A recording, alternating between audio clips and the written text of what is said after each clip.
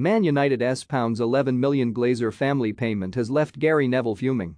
Gary Neville has been left fuming after Manchester United are set to pay a dividend to shareholders, the Glazer family, of nearly £11 million. Dividends are paid twice every year, in January and June, and while the Glazers are being paid, they have failed to invest properly in the football club, previously taking sums of money from the club, with debts rising to nearly £500 million as a result. An increase of 11.8% was seen from last year. According to the Manchester Evening News, out of £10.7 million of last year's dividends, the Glazers received £8 million. However, Neville insisted that the money taken out by the owners should be used to invest in the playing squad and the redevelopment of Old Trafford. Neville wrote on Twitter, "The Glazer family should not be taking £11 million in dividends this Friday. It isn't right with the investment needed in the team, stadium and training ground. The club's cash position is low compared to previous years. An announcement is needed to halt it for the next 3 years minimum." United co-chairman Joel Glazer, who attended a fans forum last year, has previously addressed the dividend payments.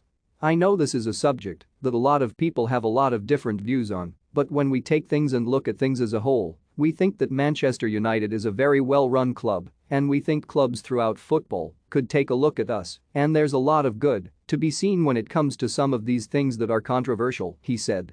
"You know, we're able to spend with the top clubs throughout Europe, whether it's wages or transfer fees. We've been able to keep our ticket prices low, we've not increased them in over 10 years.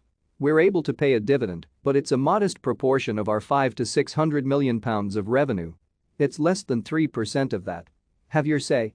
Do you agree with Gary Neville's comments? Have your say in the comments section below. We're able to do all these things, and that's to me the sign of a well-run club. It has never stood in the way of us pursuing players or transfers on the pitch.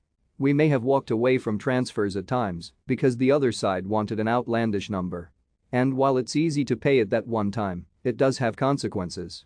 You do it once, and the next person expects it, and then the next person expects it.